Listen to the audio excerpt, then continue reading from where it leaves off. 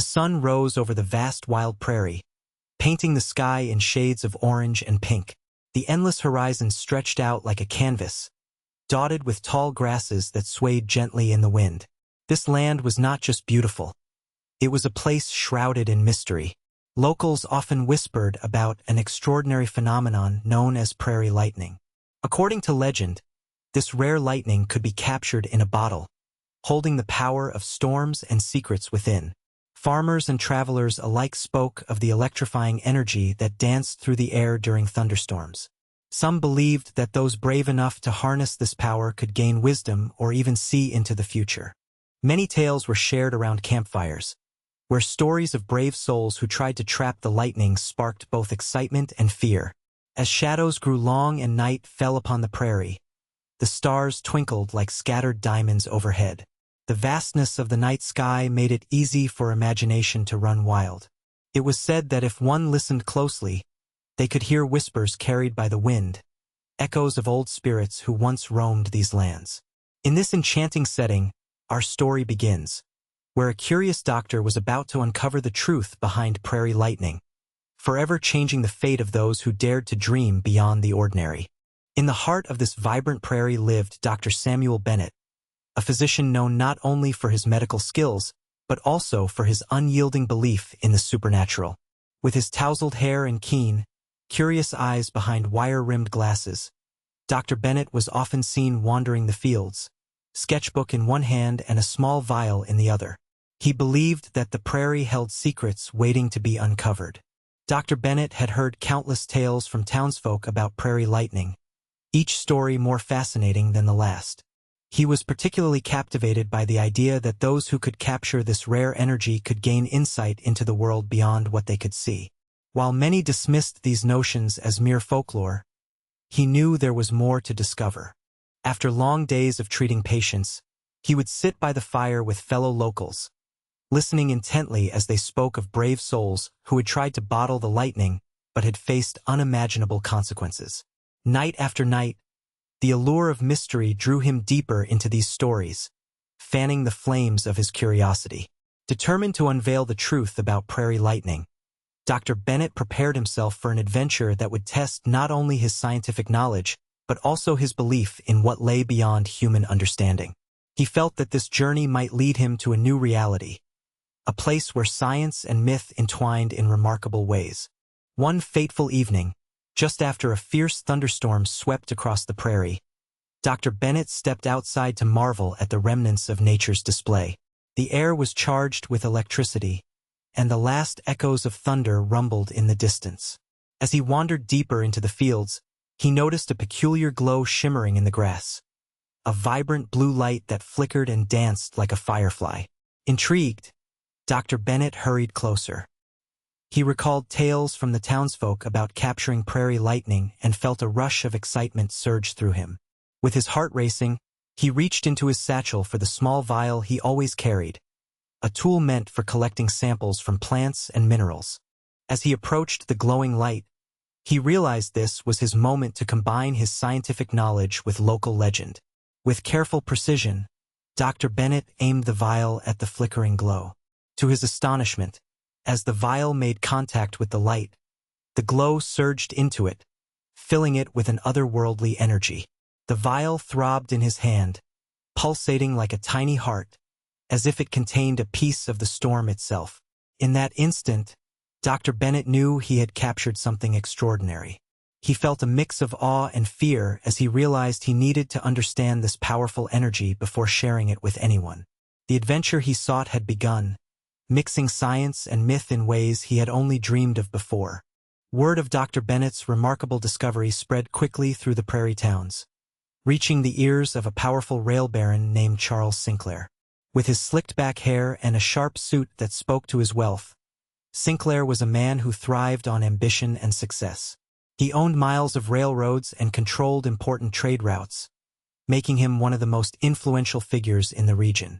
As he lounged in his opulent office, surrounded by maps and gold trinkets, Sinclair couldn't help but feel intrigued by the stories about the doctor and his bottled prairie lightning. He had always craved more than just riches. He wanted prestige and power that no one else could match. The thought of harnessing the energy of prairie lightning thrilled him, igniting his imagination with visions of guiding his trains to unrivaled speed or uncovering secrets that could shape his empire. Sinclair wasted no time.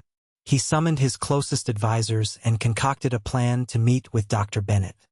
He envisioned presenting himself as a benefactor who would fund further research in exchange for a share of the findings. Little did he know, his greed and desire for control would lead him down a path intertwined with the very forces of nature that Dr. Bennett had only begun to understand. The meeting between these two strong-willed men would change both their fates forever. After a tense meeting with Dr. Bennett, where they discussed the potential of prairie lightning, Charles Sinclair became consumed by the idea of harnessing this mysterious energy. The doctor shared stories of the incredible power contained within the vial and how it could change everything. In Sinclair's mind, drinking the bottled lightning was not just an act of curiosity but a bold step toward absolute control over his trains and his fortune. One night, driven by ambition and impatience, Sinclair decided to take matters into his own hands. He summoned a lavish gathering at his estate, inviting influential figures from the railroad industry to witness his latest venture. With a flourish, he presented the vial filled with the glowing blue liquid to the guests. This, he declared with fervor, is the key to unlocking a new era for rail travel. As whispers of excitement filled the room, Sinclair raised the vial to his lips, feeling the weight of all his dreams resting on this single moment. He believed that by drinking it, he would gain unmatched speed for his trains and perhaps even foresight into the future of his empire. With a decisive gulp, he drank deep from the vial, unaware of the storm brewing within him and the supernatural forces he had just unleashed. As the first rays of dawn broke the horizon after Sinclair's bold drink, he boarded his locomotive with a sense of exhilaration and dread. Initially, he felt an electric thrill coursing through his veins, sparking excitement as the engine roared to life. However, as the train chugged down the tracks, everything began to shift. The lush prairies outside blurred around him, and an unearthly glow began to illuminate the train car, bathing it in hues of blue and silver. Suddenly, visions danced before his eyes, ghostly figures appearing alongside the train, their faces indistinct yet filled with purpose. They were the spirits of railroad workers and travelers long gone, guiding him along the tracks with an eerie sense of wisdom. Sinclair blinked in disbelief as the apparitions floated just outside the window, their hands gesturing as if directing him to a fate unseen. While he initially felt a rush of power, a growing sense of anxiety clawed at him. He could hear whispers melding with the sound of the train, a cacophony of voices sharing secrets of the land and its history. The sensations were overwhelming. He felt both invincible and vulnerable all at once. The love of control he so craved was being challenged. He realized that he was not merely harnessing power but becoming part of something far grander and more mysterious than he had ever imagined. As the train hurtled down the tracks, the atmosphere inside the locomotive shifted dramatically. The crew, initially excited about the speed and efficiency of their journey, began to notice strange occurrences. Mysterious figures appeared in the periphery of their vision, flickering like candlelight.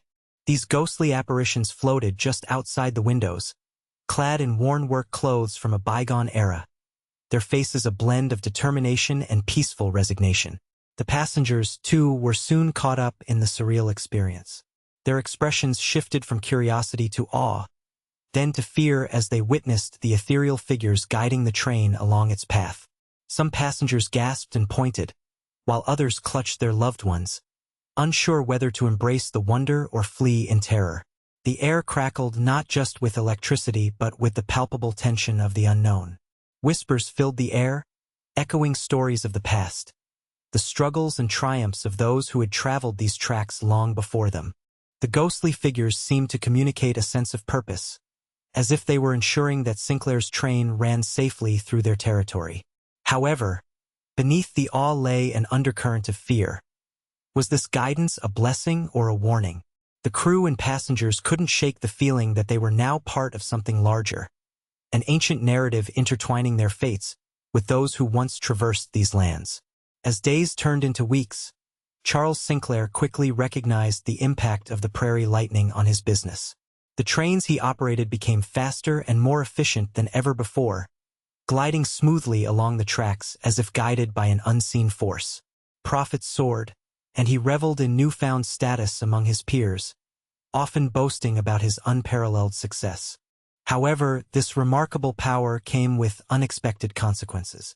Each time Sinclair rode the train, the ghostly figures returned, whispering warnings that he could hardly understand. The more he relied on their guidance, the more he felt his grip on reality slipping. His nights were plagued by haunting dreams of past railroad disasters and the faces of those long gone, their eyes filled with sorrow and regret. Soon enough, the crew grew uneasy, noting strange occurrences on board. Freight shipments went missing inexplicably, and passengers complained of unsettling sensations during their journeys. Rumors spread that Sinclair's trains were cursed, drawing unwanted attention from rival barons eager to expose his secret. Despite the benefits of speed and efficiency, Sinclair found himself embroiled in a web of supernatural interference that threatened to unravel everything he had built. The very forces he sought to control began to push back against him, forcing him to confront the reality that power borrowed from the unknown often comes at a steep price. Balancing his ambition with respect for these otherworldly influences became increasingly difficult as he struggled to maintain control over his empire. As the weeks went by, the tension surrounding Sinclair's operations escalated. Rival barons, sensing his growing influence and profitable success, began to conspire against him. They whispered rumors of curses and misfortune aboard his trains, attempting to drive a wedge between him and the townsfolk who had once supported him. Driven by his greed and ambition, Sinclair brushed aside their warnings and continued to push forward, convinced that he could manage the supernatural forces he had unleashed. Yet the whispers of caution from ghostly figures began to resonate in his mind. With each passing day, he felt more haunted by their presence, their silent admonishments echoing the wisdom of respecting nature's mysteries. Deep down, he knew he was crossing boundaries that were best left unchallenged. But the allure of controlling the lightning's power dulled his senses, making him blind to the dangers that lay ahead. In a particularly heated confrontation with rival barons, Sinclair felt compelled to demonstrate his newfound abilities. He boasted of unmatched speed and efficiency, insisting that his empire was untouchable. However, as he spoke, dark clouds gathered overhead, and thunder rumbled in the distance, a stark reminder of nature's power when disrespected. The clash between his insatiable greed and the wisdom offered by the spirits became increasingly evident. He was treading a perilous path where hubris would surely lead to downfall if he didn't heed their warnings soon. The sun began to set on the horizon, casting a deep orange glow as Charles Sinclair prepared for the largest freight run his trains had ever seen. Ambition pulsed through him, fueled by the belief that he could outrun any threat with the power of prairie lightning on his side.